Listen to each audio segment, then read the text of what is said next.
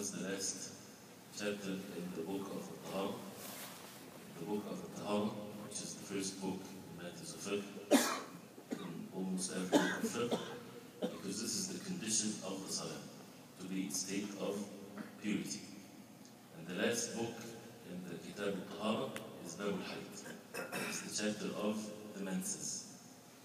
And then after that, inshallah, we'll start with the book of the Salah. As we said before, for a person to be able to stand in Salah, we have to be pure, we have to be in state of purity from two things, from al-hadath and from al-khabath. Al-hadath, which literally means actions, right? It's the things that breaks the state of the wudu, the things that negates the wudu, and we talked about that before. So it's not something that you can see physically, but you cannot say that this person is not in state of wudu by just looking at him.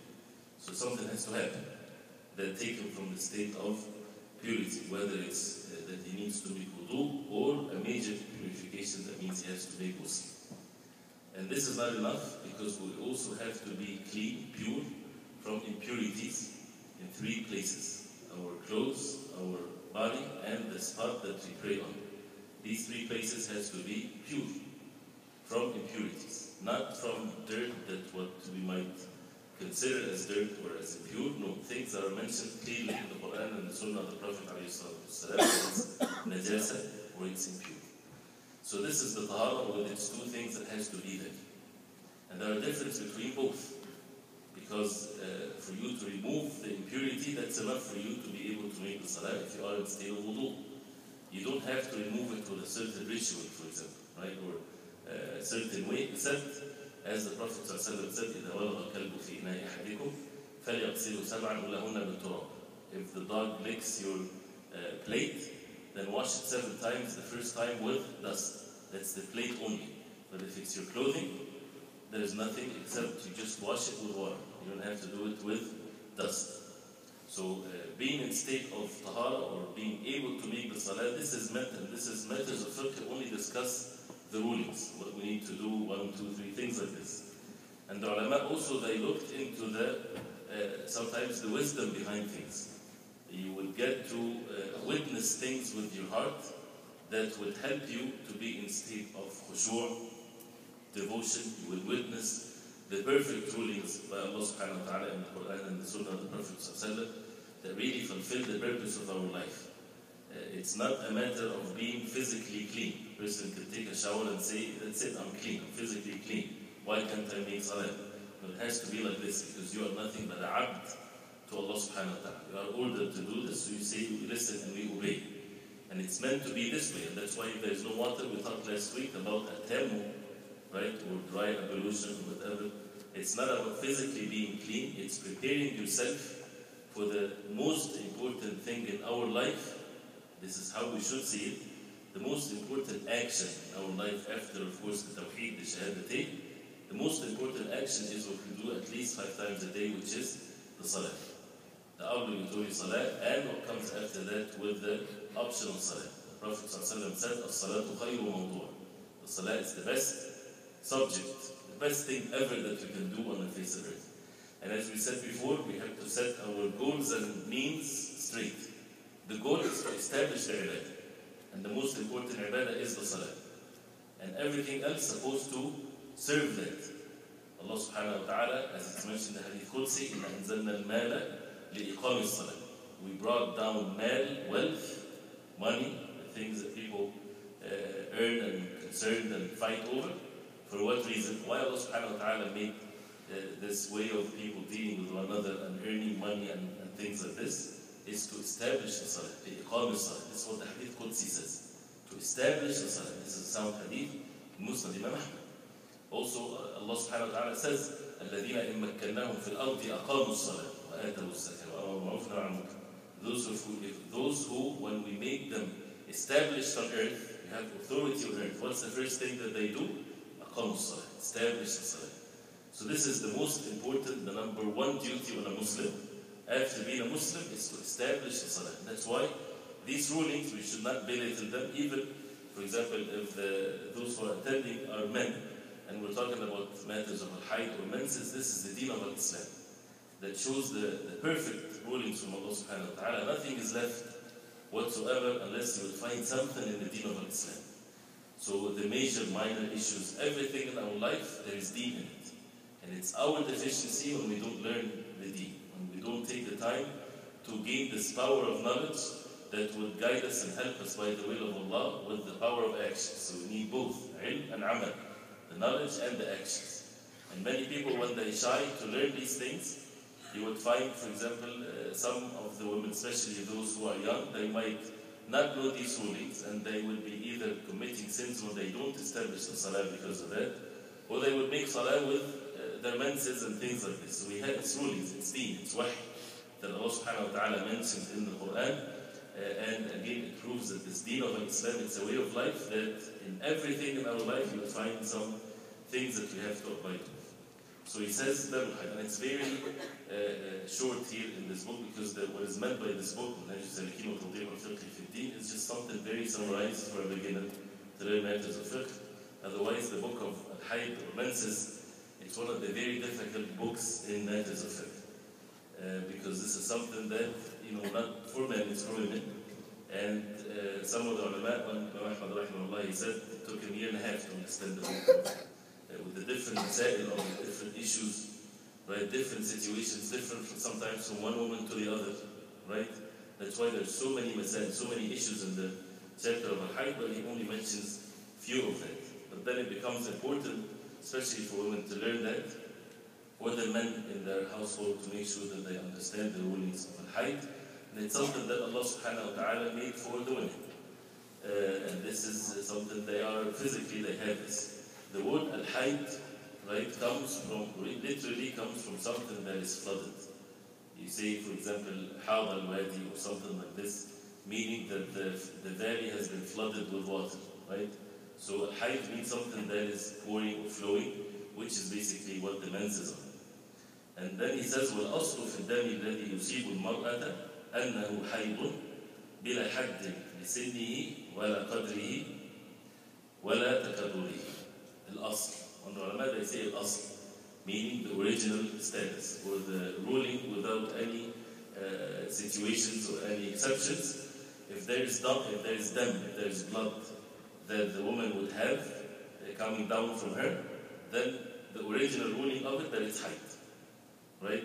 Unless proven otherwise, right? So if there is blood flowing from the woman, then this is damu hayd. This is the blood of hayd. Unless we prove that it's not. This is the significance of mentioning the word al-asl, right? Like, for example, you say al-asl fi al-ashya, the original situations for things is that it's permissible, right? You don't say, give me a proof that eating peas, for example, is not permissible. Should we find a hadith that talks about the permissibility of eating cucumbers and tomatoes and so on and so on and so forth? No, the original ruling is everything is permissible, unless it's proven otherwise. You need to get a proof, right, from the Quran and the Sunnah that eating such food is not permissible. Then we will say we listen and we obey. So and the opposite of that in matters of ibadah, matters of worship. Al-asl fi al-ibadah أنها توقيفية, أنها حرام, meaning that the original ruling or status of any ibadah, that it's not permissible for you to do unless proven otherwise. Meaning, you cannot invent any matter of worship. You cannot make up your own salah. Make up a form of worship and you say, this is a good worship, it sounds good, it looks good. You say many good things in it, what's wrong with it? Right? It's haram for you to do that. You have to make sure that this is something that Allah subhanahu wa ta'ala ordered us to do. Not just ordered us, say a person would say, Allah subhanahu wa ta'ala ordered us to establish the salah. So I will make a salah, and there is some ruku' or sujood mentioned in the Quran, so I will make up my own salah. This is not enough. The order from Allah subhanahu wa ta'ala that the ibadah is mentioned, and the sifa also, the way it's done, has to be according to the way of the Prophet ﷺ. And this is something that many people, when they don't understand it, they will fall into matters of bid'ah. Like, for example, dhikr. Dhikr as a ibadah is mentioned in the Quran and the Sunnah of the Prophet ﷺ. Many ayat, many hadith of the Prophet ﷺ to make dhikr, to make remembrance of Allah subhanahu wa ta'ala. So if somebody invent a way for people to make dhikr, dancing or jumping or, right, or saying things that, many times, things like this in a certain way, right? We would tell him it's not just, and they would say, well, the dhikr is mentioned, that it's a good thing. The dhikr and its sifa also. The dhikr and how to do it also is mentioned. How to do it is in the way of the Prophet ﷺ. So it's not up to us to try something and we say that it feels good or it looks good or what's wrong with it. No, the ibadah, like the salah, everything else in that is of ibadah, that it has to be in the Quran and the Sunnah, and also the way we do it, also, since it's ibadah, right? We're not talking about transactions or food or things like this. It's ibadah. It means the Prophet ﷺ, the best man ever worshipped Allah subhanahu wa ta'ala, he would never ever والسلام, would have missed it. And you, mashallah, after 1400 years, you discovered a brand new way of ibadah. Right? This is something that the Prophet ﷺ had to have done it, otherwise we do not do it. Period, like this. This is the merits of understanding the Deen of Islam. So this is, again, we don't want to get into too much details because we have to finish soon. والأصل في الدم الذي يصيب المرأة أنه حيض. So the first benefit here, that any blood that comes from the woman, from normally where the blood of the menses come down from, that means we would say that this is blood of hayd or menses. And if we say that it's hayd, that means there's rulings that depend on this, right? Whether leaving the salah cannot make the siyam, and it's najis, it's impure. The blood of menses is impure. بلا حد لسنه ولا قدره ولا تكرر. Meaning there is no limits whether the age-wise, at any age, if she gets this blood, that means this is menses. Whether it's small or old. And when he mentioned these things, each one of them has long details in the books of Fiqh with ulama. They talked about it and differences of opinions, and some said it has to be age 9 is the minimum, because, for example, Aisha radiallahu anha, her age was 9, and or not just that, but this is what it, when they looked at how women from different places in the world, this is the age where no one had ever came up with an age less than that, in which he reached the age of puberty before 9. But all of this, there's no evidence of it. The ayat of the hadith, the woman they have menses, the menses is finished. Whether she is 8 or 9 or 12 or 13, she has blood of menses, it's menses. And the same thing with when it comes to being old. Some said 60 years, there's no way a woman after 50 or whatever she would have menses if she still continued to have her period normally, right? Allah subhanahu wa ta'ala created her this way, right? So there's no, this is Wallahu A'lam, is the correct opinion, because the matter has been mentioned about the blood, not about the age or this or that. And also there is no limits to how much is it, how small or how much is it, right? So if it's drops or it's more, doesn't matter. Blood is blood. وَلَا تَكَرُّرِهِ, and also being repeated, right? Being repeated also, it's something that would be considered as blood of menses. That would clarify many issues. In one of these issues, and again I don't want to get into so much details in this level, is the ulama they call مسألة التلفيق. تلفيق in الحيض, in which the woman would have one day, during her period, for example, one day she has blood and then the next day she doesn't have anything. Then the next day she has blood, then the next day she doesn't have anything. So what should she do? Should she stop the salah or should she pray or what? If it's hayd, we're not talking about the istihada, which is something else. If it's hayd, according to this opinion, if she is clean, she makes salah and fast. If she's not clean, she does not make salah, does not fast. As simple as that. Right? Even if it's every other day. If she's clean, she makes the salah. If she's not clean, and there's means to see whether it's clean or not, and we'll talk about that inshallah.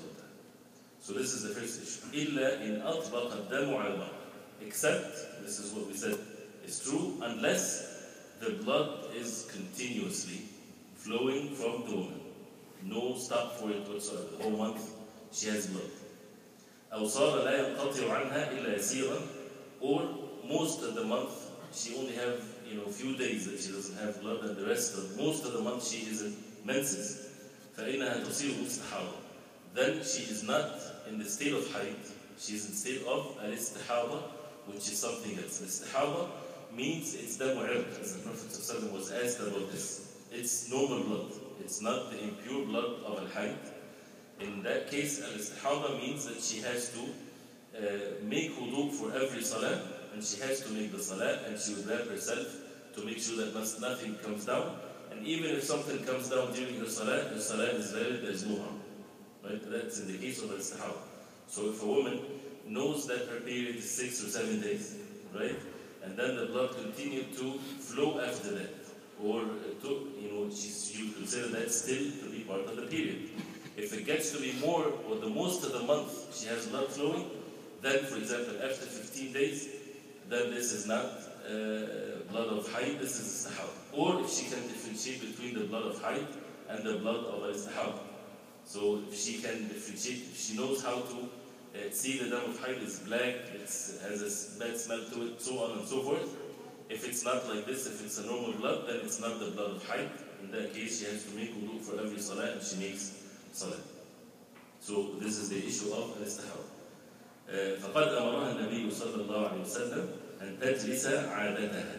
The Prophet صلى الله عليه وسلم ordered her, when he refers here to Habiba bint Jahsh, that the Prophet صلى الله عليه وسلم ordered her when she came to the Prophet صلى الله عليه وسلم and she told him that her blood does not stop.